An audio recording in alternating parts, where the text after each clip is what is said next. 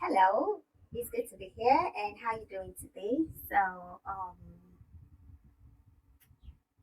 For every level that you've come to be, for every step you've come to take, and also for every achievement of which you have come to attain, I believe all begin with something.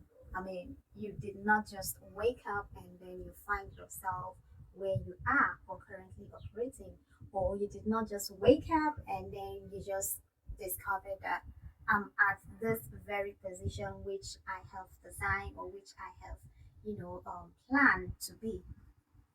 There must have been something that would have happened to have triggered or to have made you to actually sit down and begin to imagine or think this is what should happen or this is how I want it to be, at what point, at what time I want it to be. So today we're going to be having a conversation around two powerful health controllers. I'm very, very certain that we are conversant with some of those, if in fact we are conversant with these two powerful controllers. However, for some reasons, we tend to trivialize them without actually knowing the potency of these two health powerful controllers. And of course, these two powerful controllers include your thoughts or thinking and also your feelings. So, your thinking and your feelings are the two powerful controllers. You cannot do without effectively sitting down to analyze by thinking through or thoroughly before executing that dream or that goal that you have set for yourself. And you cannot, sometimes we're often also driven by what we feel, so if you're about to make a decision that scares you or that you're anxious about or that makes you feel relaxed, some of us often say my gut feeling actually warn me or give me a hint as to regarding not doing this or as to regarding doing this.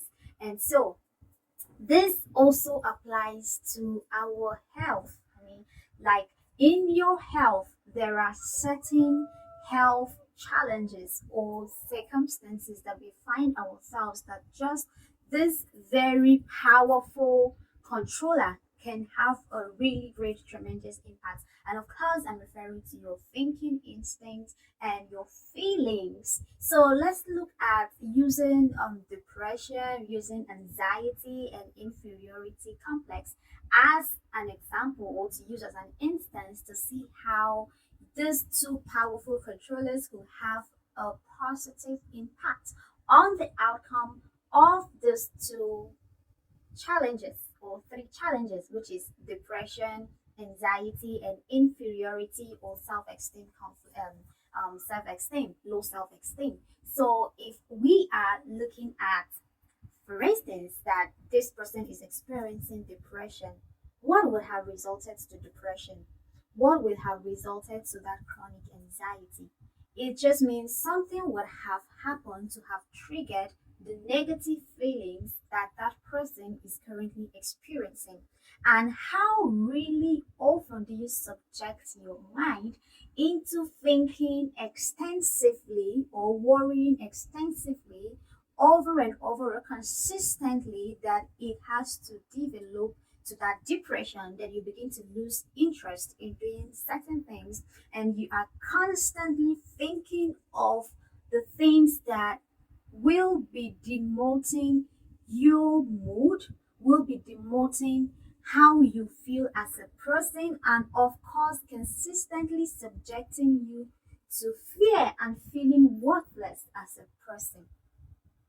We also have, instances of transference thinking, which can also invariably influence the outcome of the circumstances that will be occurring in the future. So, transference thinking is simply just more of bringing about past negative or failing to address past negative scenarios. It could be relationships, it could be finances, and you're bringing it into the future and allowing it to have an effect in the present scenarios which you are supposed to be addressing with your heads up.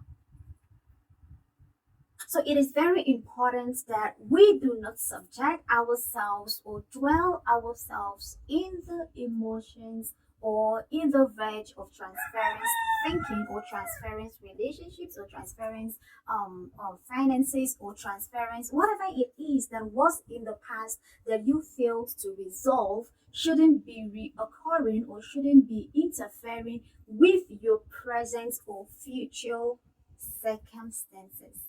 So your feelings and what you are thinking is invariably controlling the outcome of what or the visibility or consciousness of what you want to see in the future.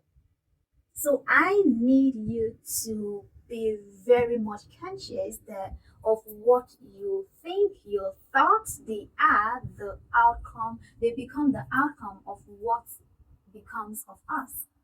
So if you want to be healthy, if you want to maintain good relationships, if you want to be productive at work, if you want to be a better person, you need to start by addressing your thoughts, by addressing what you think, by taking full control and conscious effort to ensure that what you comes or what you let to get into you are all positive energies.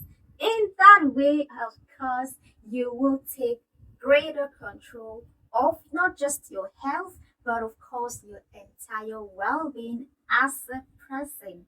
So, your feelings could come as a result of your thoughts or what you're thinking. So, you have to be in full control of your thinking because what you're thinking could bring about how you will be feeling.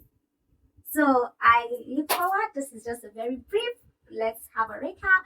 Two powerful control. We have your feelings and your thoughts or your thinking, and these two could interfere either negatively or positively to your overall health. So I look forward and if you're still yet to subscribe to our YouTube channel, you need to quickly do that by clicking on the below link. So I look forward and I'll see you in my next video. Yeah.